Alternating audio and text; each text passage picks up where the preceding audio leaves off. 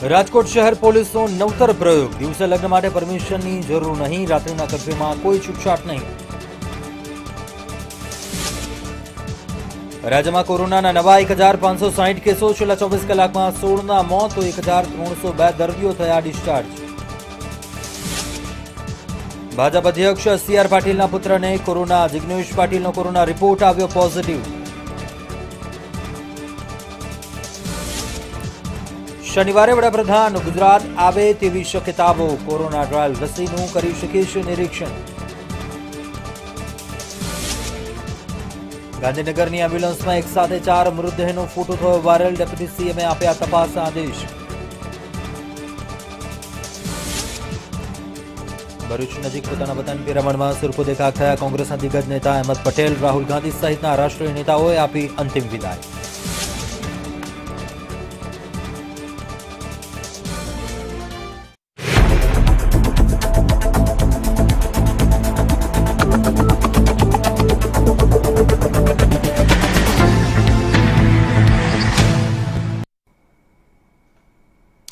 નમસ્કાર, 8ના ટકોરે બુલેટિનની સાથે હું કુંજ આપનું સ્વાગત કરું છું. સુરત મ્યુનિસિપલ કોર્પોરેશને સમગ્ર રાજ્યમાં એક અનોખું ઉદાહરણ અન્ય મહાનગરપાલિકા અને નગરપાલિકાઓ માટે પૂરું પાડ્યું છે, જે કુદરતી સ્ત્રોત પર નિર્ભર રહીને સમગ્ર સુરત શહેરને ઝગમગતું રાખે છે. એક વખતના રોકાણથી જે સુરત મહાનગરપાલિકાએ એટલી કમાણી કરી છે કે સૌ કોઈ ચોંકી જશે. જોઈએ આ ખાસ અહેવાલમાં સુરત મહાનગરપાલિકાની ખાસ સિદ્ધિ.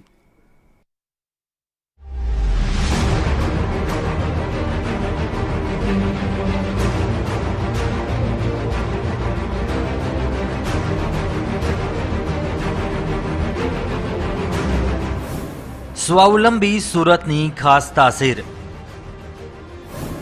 કચ્છના રણ અને સૌરાષ્ટ્રમાં વિન્ડ પાવર પ્લાન્ટની કરી સ્થાપના. વર્ષે 34 કરોડની કરી કમાણી. SMCને 5 વર્ષમાં 260 કરોડની આવક. આ ઉર્જા દીપ આપણા છે. દેશમાં એકમાત્ર સુરત શહેર 5 વર્ષથી હવાથી વીજળી બનાવી રૂપિયા 260 કરોડની કમાણી કરે છે. રોજ 10,000 ઘરોને ઉર્જા મળે એટલી એનર્જી જનરેટ થાય છે. જી હા, આપે બિલકુલ સાચું સાંભળ્યું. સુરત મહાનગરપાલિકાના આ અદ્ભુત આયોજનથી રાજ્યની અન્ય પાલિકાઓથી અલગ તરી આવે છે. વિન્ડ પાવર પ્લાન્ટ સ્થાપવાની કામગીરીની શરૂઆત કરનાર દેશની પ્રથમ મહાનગરપાલિકા સુરત છે.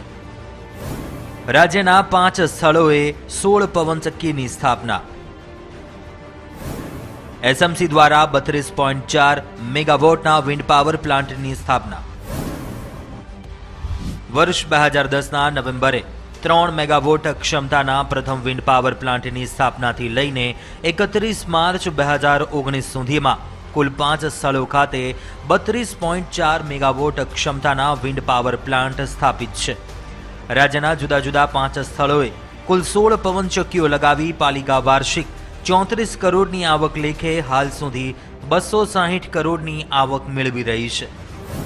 જામજોધપુરમાં પણ લગાવાશે નવો વિન્ડ પાવર પ્લાન્ટ. હાલ 10,000 ઘરોમાં મળી રહ્યો છે લાભ. હજુ પણ વીજ ઉત્પાદનની ક્ષમતા વધારવાનું આયોજન. અન્ય બીજા વિન્ડ પાવર પ્લાન્ટની જામજોધપુર ખાતે સ્થાપના કરાશે. તે માટે સ્થાયી સમિતિની મંજૂરી માટે દરખાસ્ત પણ તૈયાર કરાઈ છે. માથા દીઠ 400 યુનિટ વપરાશની ગણતરી પાલિકા કરે છે. તેથી 32.4 મેગાવોટ ક્ષમતામાં ઉત્પન્ન થતી 7 કરોડ યુનિટ વીજળીથી 2.5 લાખ લોકોને દૈનિક ઉપયોગ થઈ શકે છે, જ્યારે 10,000 ઘરોમાં આ વીજળીનો લાભ મળી શકે છે. બ્યુરો રિપોર્ટ, મંતવ્ય ન્યૂઝ. ગાંધીનગર સ્થિત ગિફ્ટ સિટીને કેન્દ્ર સરકાર તરફથી ગિફ્ટ મળી છે, જેના થકી વિકાસની હરણફાળ ગાંધીનગરનું ગિફ્ટ સિટી ભરશે તેવા સંકેતો મળી રહ્યા છે. મેરીટાઈમ ક્લસ્ટર બનાવવા માટે કેન્દ્ર સરકારે ગિફ્ટ સિટીની પસંદગી કરી છે.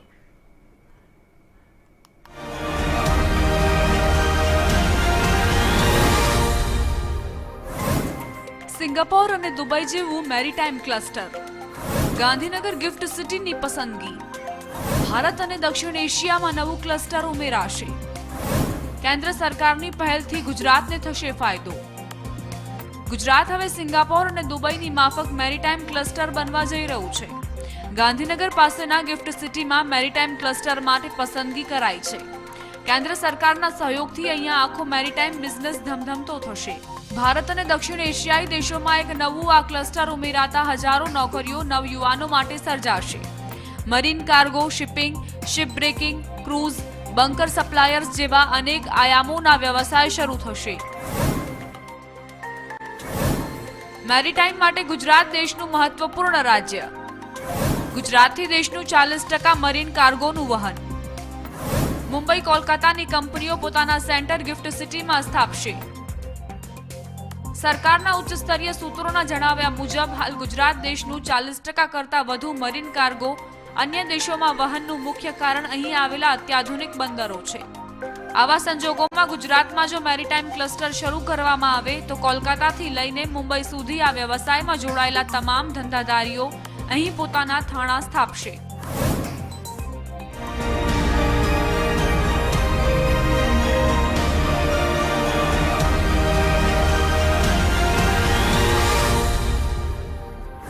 રોજગારીની નવી તકોનું થશે સર્જન. ગાંધીનગરમાં સ્થપાશે મુખ્ય શિપિંગ ડીજીની ઓફિસ અને આ માટે અહીં અનેક યુવાનોની જરૂર પડશે, જે સ્થાનિક યુવાનો માટે રોજગારીની ઉત્તમ તક હશે. આ ઉપરાંત મેરીટાઈમ ક્ષેત્રના લવાદની એક સંસ્થા પણ આ સાથે જોડાયેલી હશે, જે સરળતાથી અને ઝડપથી વિવાદોનો ઉકેલ લાવવામાં મદદરૂપ રહેશે. તદુપરાંત ડિરેક્ટર જનરલ ઓફ શિપિંગનું મુખ્ય કાર્યાલય ગાંધીનગરમાં જ આવશે, જેથી ક્લસ્ટરને વેગ મળશે. બ્યુરો રિપોર્ટ, મંતવ્ય ન્યૂઝ. તો ભાવનગર રિયલ એસ્ટેટ બિઝનેસને પણ ધીરે ધીરે તેજીનો કરંટ લાગી રહ્યો છે. શહેરની આસપાસ તથા એશિયાની સૌથી મોટી વસાહત સમાન કાળિયાબીડમાં પણ હવે તેજીનો માહોલ જોવા મળ્યો છે. કાળિયાબીડ વિસ્તારમાં અંદાજે 15,000 જેટલા પ્લોટ રહેણાંક યોજનામાં અને ટાઉનશીપમાં ફેરવવા માંડ્યા છે. ભાવેડામાં તેજીનો તોખારો. કાળિયાબીડ ખાતે તેજીનો તોખારો. ભાવનગરમાં રિયલ એસ્ટેટમાં દેખાઈ તેજી.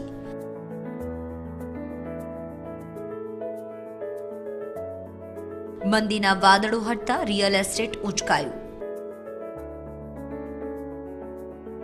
ભાવનગરમાં છેલ્લા ઘણા સમયથી કોરોના કાળમાં મંદીનો માહોલ હતો, પણ હવે બજારમાં રોનક પાછી ફરતાની સાથે જ હવે રિયલ એસ્ટેટમાં તેજીનો માહોલ જોવા મળી રહ્યો છે, જેમાં વર્તમાન સમયમાં કાળિયાબીડ વિસ્તારમાં સૌથી વધુ શૈક્ષણિક સંસ્થાઓ અને હોટેલને પગલે તેજી સૌથી વધુ જોવા મળી રહી છે.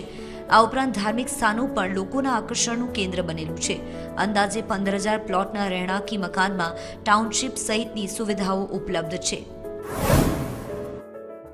કાળિયાબીડ, સિત્સર રોડ, રિંગ રોડ, આ વિસ્તારનું ખૂબ ડેવલપિંગ થઈ રહ્યું છે. એક સમયે કાળિયાબીડ એશિયા ખંડની સૌથી મોટી દસ્તાવેજ વિનાની વસાહત કહેવાતી હતી. હાલમાં રાજ્ય સરકાર દ્વારા આ પ્લોટોને કાયદેસર કરવાનું, એના દસ્તાવેજ થવાનું એક નિયમ લાવ્યા છે. એના હિસાબથી કાળિયાબીડ તરફ લોકોનું ખૂબ આકર્ષણ વધ્યું છે. કાળિયાબીડ એટલા માટે કે કાળિયાબીડમાં એક શૈક્ષણિક હબ પણ કાળિયાબીડમાં છે. મોટી મોટી સ્કૂલો, કોલેજો આજે કાળિયાબીડમાં છે. ખાસ કરીને સરકાર દ્વારા બધી જ સુવિધાઓ આપવામાં આવી છે, રોડ, રસ્તા, ગટર, લાઇટ, પાણીની. એટલે આજુબાજુના વિસ્તારના ગામડાના લોકો કાળિયાબીડમાં મકાન લેવાનું, મકાન હોય, ફ્લેટ હોય, રો હાઉસ હોય, કાળિયાબીડમાં પસંદ કરે છે. કાળિયાબીડ વિસ્તારમાં ઘર લેવું હવે સરળ.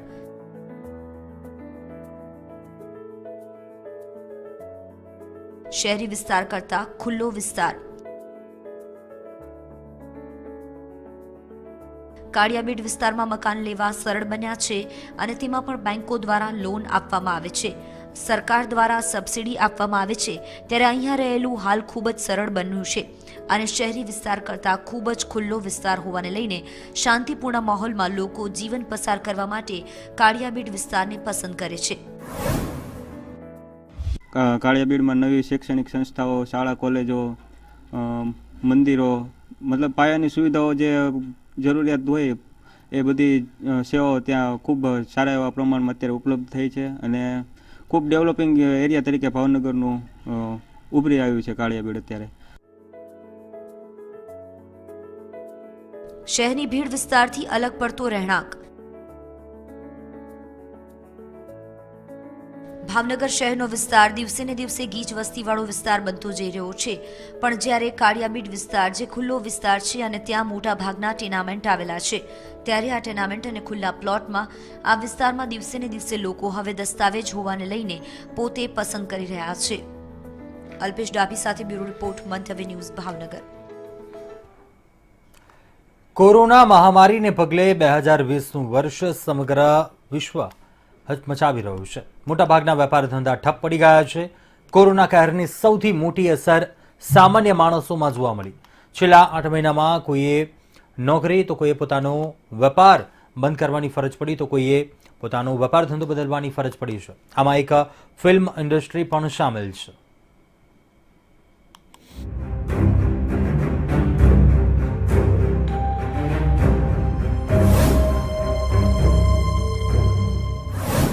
મલ્ટી નહીં, ફ્લોપ શો. મલ્ટીપ્લેક્સ શરૂ થયાને 1 મહિનાથી વધુનો સમય થયો. હજુ પણ મલ્ટીપ્લેક્સ ઓનર્સને પ્રેક્ષકોનો ઇંતજાર. મલ્ટીપ્લેક્સમાં એક સમયે ભીડ જામતી હતી. આજે ગણ્યા ગાંઠ્યા ફિલ્મ રસિકો. કરોડોની કમાણી હવે હજારોમાં જ સમાણી. માર્ચ મહિનાથી ગુજરાત સહિત દેશના તમામ થિયેટર્સ બંધ છે, જેના કારણે સંચાલકોને ભારે નુકસાન ભોગવવું પડ્યું છે. કેટલાક થિયેટરમાં તો સ્ટાફ ઓછો કરવાની ફરજ પડી હતી. દિવાળીના 5 દિવસમાં થિયેટરોમાં પ્રેક્ષકોની ભારે ભીડ જામતી હોય છે. આ 5 દિવસમાં થિયેટરના સંચાલકો કરોડો રૂપિયાની કમાણી કરી લે છે. પરંતુ આ વર્ષે થિયેટર ખુલ્યાને 2 મહિનાથી વધુ સમય થઈ ગયા બાદ પણ માંડ 10 લોકો જ ફિલ્મ જોવા આવે છે, જ્યારે કેટલાક થિયેટરો તો હજુ ખુલ્યા પણ નથી. રજાઓ હતી અને આજે છેલ્લો દિવસ હતો રજાનો.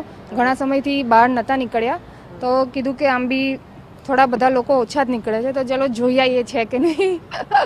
અને એક કારણ એ બી છે પબ્લિક ઓછી છે, અંદર માત્ર અમે 3 જ છીએ, એટલે બી અમે નથી જતા જોવા માટે. વાત સાચી છે. જ્યાં સુધી બોમ્બેથી કોઈ નવા મૂવી કે કોઈ સ્ટારકાસ્ટના મૂવીઝ રિલીઝ ના થાય ત્યાં સુધી તો પરિસ્થિતિ બહુ કઠિન તો છે જ. સામાન્ય રીતે દિવાળી પર થિયેટરોમાં ટિકિટ માટે એડવાન્સ બુકિંગનો સહારો લેવો પડતો હોય છે, પણ આ વર્ષે કોરોના કાળમાં થિયેટરોની દિવાળી પણ સાવ ફિક્કી રહી છે. એક થિયેટરમાં દિવસના 6 શોમાં 1450ની કેપેસિટી સામે માત્ર 35 દર્શકો જ મળી રહ્યા હોવાથી થિયેટર માલિકો માટે પણ ઘાટ કરતા ઘડામણ મોંઘું થઈ રહ્યું છે. ગુજરાતના 4 મોટા શહેરોના થિયેટરો પર કોરોનાનું ગ્રહણ. દિવાળી સમયે મોટા બેનરોની ફિલ્મો થાય છે રિલીઝ. નવી ફિલ્મો રિલીઝ ન થતા મંદી હજુ વધુ સમય ચાલશે. કેટલાકે તો થિયેટર બંધ રાખવાનો કર્યો નિર્ણય. રાજ્યમાં કોરોના કાળ બાદ અમદાવાદ, રાજકોટ, સુરત, વડોદરા જેવા મોટા શહેરોના તમામ થિયેટર્સ પર પણ કોરોના વાયરસનું ગ્રહણ લાગી ગયું છે. સંક્રમણનો ડર તેમજ કોઈ નવી ફિલ્મો રિલીઝ ન થતી હોવાથી ફિલ્મ જોવા આવનારની સંખ્યા પણ ગણતરીની જ હોય છે, જેમાં સંચાલકો પોતાના સ્ટાફનો પગાર પણ ચૂકવી શકતા નથી. ત્યારે કેટલાક સંચાલકોએ જ્યાં સુધી નવી ફિલ્મ કે કોરોનાની સ્થિતિમાં સુધારો ન આવે ત્યાં સુધી થિયેટર્સ બંધ રાખવાનું નક્કી કર્યું છે. અમે અત્યારે મંદીનો સામનો ભયંકર રીતે કરી રહ્યા છીએ. એટલે એમ કહેવા જઈએ કે ભાઈ અત્યારે મંદીના હિસાબે અમારો થિયેટરો બિલકુલ ચાલી નથી રહ્યા અને પબ્લિક આવી નથી રહી. થિયેટરમાં 50% પ્રેક્ષક આવી શકે, પરંતુ 10% પણ નથી આવ્યા. થિયેટર શરૂ કરનાર સંચાલકોએ સરકારી ગાઈડલાઈનનું પાલન કરવું જરૂરી છે, જેમ કે થિયેટરમાં માત્ર 50% જ પ્રેક્ષકો બેસી શકે છે, તેમજ એક શો પૂર્ણ થયા બાદ 30 મિનિટથી 1 કલાકનો બ્રેક રાખી તમામ થિયેટરને સેનિટાઈઝ કરવાનું રહે છે, જે ખર્ચાળ અને સમય માંગી લે તેવું કાર્ય છે. કોરોના કાળમાં હજુ પણ જ્યાં મોટા બેનર્સ ફિલ્મ રિલીઝ કરવાનું ટાળી રહ્યા છે, ત્યાં બીજી બાજુ થિયેટર માલિકો હજુ પણ એક વેક્સિનની રાહ જોઈ રહ્યા છે, કેમ કે ફેબ્રુઆરીમાં કોઈ મોટા બેનરની ફિલ્મ રિલીઝ થાય તો ફરીથી થિયેટરો ધમધમતા થાય તેવી એક અપેક્ષા થિયેટર માલિકો રાખી રહ્યા છે. ત્યારે કોરોના કાળમાં હવે આગામી દિવસોમાં ક્યારે થિયેટરોને જીવતદાન મળશે તે જોવું રહ્યું. કેમેરામેન મુંજાલ ભટ્ટ સાથે સોનલ રણકટ, મંતવ્ય ન્યૂઝ, અમદાવાદ. તો હાલ બુલેટિનમાં રોકાઈશું એક નાનકડા બ્રેક માટે.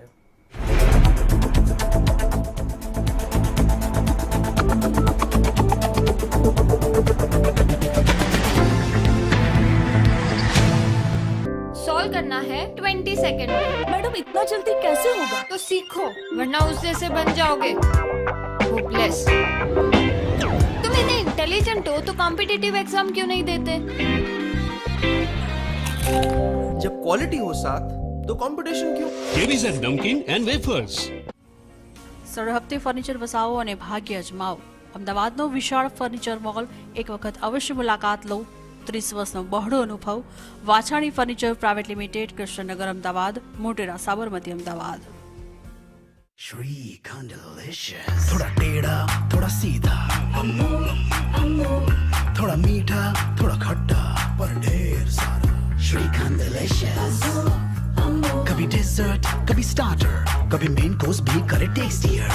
बनाए खाने को श्रीखंड डिलीशियस. करे हर मील कंप्लीट. Oh yeah. बनाए oh so delicious every treat. Because it is shrikhand delicious. WhatsApp પર ના પાડી દે. ફુવાસાના ભાણેજના રિશ્તાને ના કહેવાનું ટુ મચ પ્રેશર. પ્રેશર હટાવો, ગુજરાતીશાદી.com પર આવો. આજે જ રજીસ્ટર કરો. રોયલનું મેગ્નેશિયમ લાવો ખેડૂત ભાઈ, બમણી ઉપજ રડી લાવો રેલો. છાંટો રોયલનું મેગ્નેશિયમ. આવો મનાવીએ દૂધ ક્રાંતિના જનક ડોક્ટર વર્ગીસ કુરિયનનો જન્મદિવસ.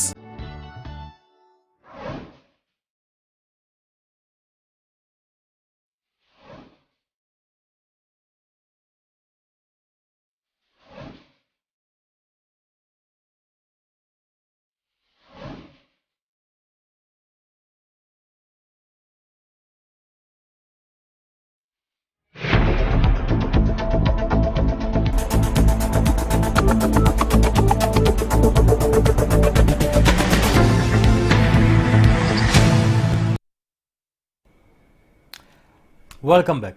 આગળ વાત કરીએ વડોદરાની.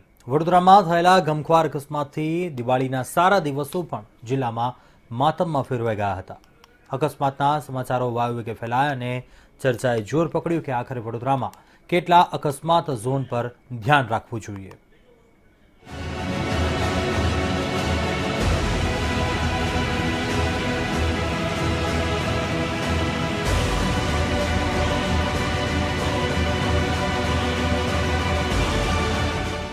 વડોદરામાં અકસ્માતની વણઝાર.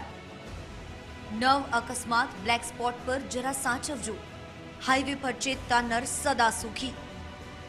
ઝડપની મજા, મોતની સજા, સાવધાનીથી સદા સુખી. વડોદરાના વાઘોડિયા બ્રિજ પાસે આઈશર ટેમ્પો અને ટ્રેલર વચ્ચે થયેલા અકસ્માતમાં મૂળ ભાવનગર અને અમરેલી જિલ્લાના અને હાલ સુરતમાં રહેતા આહિર સમાજના 11 લોકોએ જીવ ગુમાવ્યો છે. વડોદરા શહેર નજીક પસાર થતા નેશનલ હાઈવે નંબર 48 પર વારંવાર સર્જાતા ગંભીર અકસ્માત રોકવા માટે તંત્ર દ્વારા 9 સ્થળોએ બ્લેક સ્પોટ જાહેર કરાયા હતા, જેમાં વાઘોડિયા ચોકડીનો પણ સમાવેશ થાય છે. આ 9 બ્લેક સ્પોટ સહિત શહેરમાં વિવિધ વિસ્તારોમાં આ વર્ષે અત્યાર સુધીમાં અકસ્માતના 325થી વધુ બનાવોમાં 110થી વધુ લોકોના મોત થયા છે. વડોદરા શહેરમાં જો કે કોઈ બ્લેક સ્પોટ હવે રહ્યા નથી, પણ વડોદરા શહેર નજીક નેશનલ હાઈવે પર 9 બ્લેક સ્પોટ આવેલા છે, જ્યાં વારંવાર અકસ્માતો થાય છે. નેશનલ હાઈવેના બ્લેક સ્પોટ અંગે રિપોર્ટ તૈયાર કરાયો. તંત્ર દ્વારા એકત્ર કરાયો ડેટા. વડોદરા શહેર નજીક નેશનલ હાઈવે પર જામવા જીબી કટ 13, મૃત્યુઆંક 4. ગોપાલ કૃષ્ણ હોટલ સામે અકસ્માત 7, મૃત્યુઆંક 6. કપુરાઈ રેલવે બ્રિજ વચ્ચે અકસ્માત 6, મોત 5. L&T કંપની સામે અકસ્માત 12, મોત 11. એપીએમસી માર્કેટ સામે અકસ્માત 10, મોત 8. દીણા ચોકડી પાસે 7, મોત 6. દુમાર ચોકડી પાસે 10 અકસ્માત થયા અને 8 લોકો મૃત્યુને ભેટ્યા. રોડોલી ચોકડી પાસે 13 અકસ્માત થયા, 6 લોકોના મૃત્યુ થયા. કેવી રીતે તૈયાર કરાય છે રિપોર્ટ?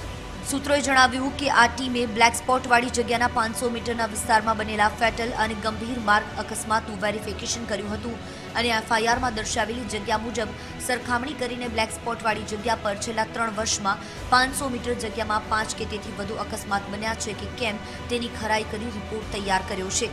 બ્યુરો રિપોર્ટ, મંતવ્ય ન્યૂઝ. દેશની આર્થિક રાજધાની સમા મહાનગર મુંબઈમાં વર્ષ 2008માં થયેલા છેલ્લા 20 વર્ષના સૌથી મોટા આતંકવાદી હુમલાની આજે વરસી છે. કરાચીથી દરિયાઈ માર્ગે ડઝનબંધ આતંકવાદીઓ 2008ના નવેમ્બરની 26મીએ મુંબઈ પર ત્રાટક્યા હતા. લગભગ 58 થી 60 કલાક સુધી ચાલેલા આ દિલધડક આતંકવાદી હુમલામાં 180 લોકો માર્યા ગયા હતા, જ્યારે 300 થી વધુ લોકો ઈજાગ્રસ્ત થયા હતા.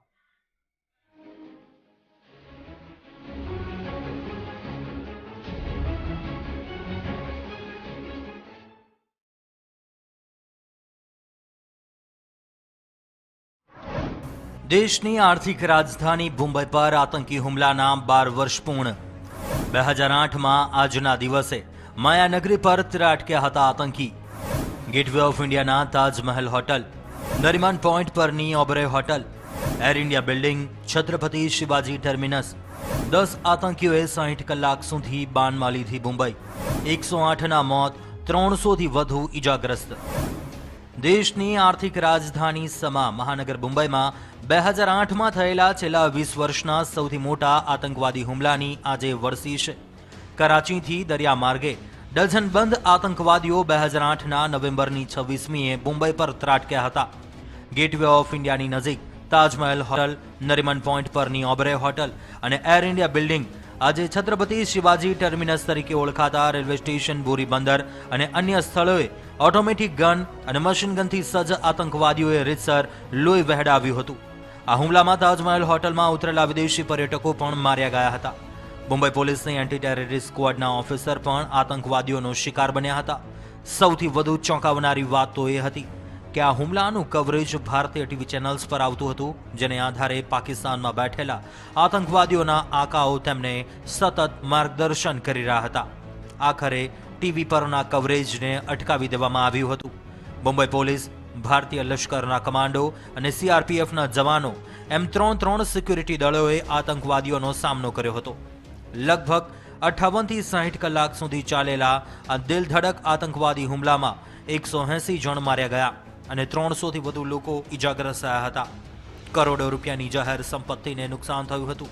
જોકે 10માંથી એક આતંકવાદી અજમલ કસાબ જીવતો ઝડપાયો હતો અને તેની જુબાનીને આધારે પુરવાર થયું હતું કે આ કાવતરું પાકિસ્તાન સ્થિત અલ-કાયદા અને જૈશ મોહમ્મદ આતંકવાદી સંસ્થાઓનું હતું. નવા મિલિયનમાં આ સૌથી મોટો આતંકવાદી હુમલો હતો. બ્યુરો રિપોર્ટ, મંતવ્ય ન્યૂઝ. તો આજથી 12 વર્ષ પહેલા મુંબઈને રક્તરંજિત કરનારા 10 આતંકીઓને હિન્દુસ્તાની પોલીસ અને સેનાએ ઠાર માર્યા હતા. ભારતે પાકિસ્તાને તેના આતંકીઓના શબ લઈ જવા ઓફર કરી હતી, પરંતુ પાકિસ્તાને શબ સ્વીકારવાનું તો દૂર, આતંકીઓને ઓળખવાથી પણ ઇનકાર કરી દીધો હતો. અને આજથી 12 વર્ષ પહેલા પોતાના આતંકીઓને 2 ગજ જમીન ન આપી શકનાર પાકિસ્તાન આજે એ જ આતંકીઓ માટે પ્રાર્થના સભા યોજી રહ્યું છે.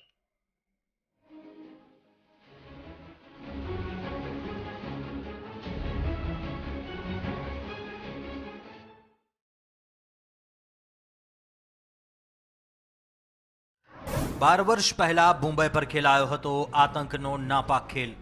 ભારતીય જવાનોએ ઠાર માર્યા હતા 10 આતંકી. એકમાત્ર જીવતા આતંકી કસાબને આપવામાં આવી ફાંસી. ફાંસી પહેલા કસાબે કબૂલ્યો હતો પાકિસ્તાનનો પાપ. જેમને 2 ગજ જમીન ન આપી તેમના માટે પ્રાર્થના સભા. બદનામ આતંકી હાફિઝ સૈયદે આતંકીઓ માટે યોજી પ્રાર્થના સભા. મહાનગર મુંબઈ પર 2008ના નવેમ્બરની 26મીએ આતંકવાદી હુમલો કરનારા 10 આતંકવાદીઓની યાદીમાં બદનામ આતંકવાદી નેતા હાફિઝ સૈયદે પાકિસ્તાનમાં આજે પ્રાર્થનાનું આયોજન કર્યું હતું. હાફિઝ સૈયદની આતંકવાદી સંસ્થા જમાત ઉદ દાવાએ આ 10 આતંકવાદીઓને મુંબઈ પર હુમલો કરવા મોકલ્યા હતા. જમાત ઉદ દાવા ખરેખર તો લશ્કરે તોયબાનું મહોરું છે. અમેરિકા સહિતના દેશોનું દબાણ વધતા હાફિઝ સૈયદે લશ્કરે તોયબાનું નામ બદલીને જમાત ઉદ દાવા કરી નાખ્યું હતું. હાફિઝે મુંબઈ પરના હુમલામાં માર્યા ગયેલા આતંકવાદીઓની યાદીમાં એક પ્રાર્થનાનું આયોજન કર્યું હતું. તેણે આ 10 આતંકવાદીઓને શહીદ તરીકે વર્ણવ્યા હતા અને શહીદોની સ્મૃતિમાં આપણે પ્રાર્થના કરવી જોઈએ તેમ હાકલ કરી હતી. આ પ્રાર્થના જમાતની મસ્જિદોમાં આજે કરવામાં આવશે તેવું દિલ્હીથી પ્રગટ થતા અંગ્રેજી અખબારના અહેવાલમાં જણાવાયું હતું. ભારતે આખી દુનિયા સમક્ષ આ હુમલો પાકિસ્તાન પ્રેરિત આતંકવાદી જૂથોએ હાફિઝ સૈયદના માર્ગદર્શન હેઠળ કર્યો હતો તેના પુરાવા રજૂ કર્યા હતા. યુનોએ હાફિઝ સૈયદ પર $10 લાખ અમેરિકી ડોલર્સનું ઇનામ જાહેર કર્યું હતું. બ્યુરો રિપોર્ટ, મંતવ્ય ન્યૂઝ. તો સમગ્ર એશિયા ખંડમાં ભારતીય પ્રજા સૌથી વધુ લાંચખોર હોવાનું એક સર્વેમાં જાહેર થયું છે. વિશ્વવિખ્યાત એનજીઓ ટ્રાન્સપરન્સી ઇન્ટરનેશનલ દ્વારા કરાયેલા સર્વેમાં આ ચોંકાવનારી હકીકત બહાર આવી. ભારતને 39% મત મળ્યા છે.